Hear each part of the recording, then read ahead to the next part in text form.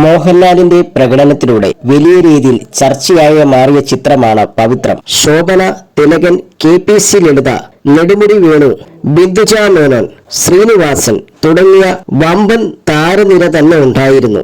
ഒരു സഹോദരൻ തന്റെ അനിയത്തിയോടുള്ള സ്നേഹത്തിന്റെ കഥ പറഞ്ഞ ചിത്രത്തിൽ മോഹൻലാലിന്റെ അനുജത്തിയായി എത്തിയത് ബിന്ദുജ മേനോനാണ്. ചിത്രത്തിലെ പ്രകടനത്തിലൂടെ ബിന്ദുജ ഏറെ ശ്രദ്ധ നേടിയിരുന്നു.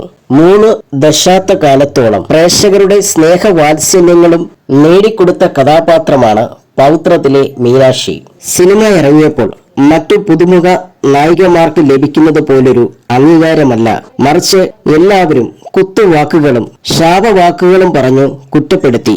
കത്തുകളിലൂടെയായിരുന്നു കുറ്റപ്പെടുത്തൽ. ഇത്രയും നല്ല ചേട്ടനോട് കുഞ്ഞു പെങ്ങൾ ഇങ്ങനെ ചെയ്യാമോ എന്നൊക്കെയായിരുന്നു കത്തിൽ എല്ലാവരും ചോദിച്ചത്. സംവിധായകൻ TK രാജീവ് ഏട്ടനോട് ഞാൻ ചോദിക്കുമായിരുന്നു, ഈ ചതി എന്നോട് വേണമായിരുന്നു എന്ന് ഞാൻ പരാതി പറയുമായിരുന്നു. അത് നിന്റെ കഴിവായി മനസ്സിലാക്കൂ എന്നായിരുന്നു അദ്ദേഹം മറുപടി തന്നത്. അത്രമേൽ ആളുകളുടെ മനസ്സിനെ മുറിപ്പെടുത്തിയതുകൊണ്ടാകാം ആ കഥാപാത്രത്തെ ഇന്നും മറക്കാതെ ആളുകൾ ഓർമ്മയിൽ സൂക്ഷിക്കുന്നത്, ബിന്ദുജ മേനോൻ പറയുന്നു.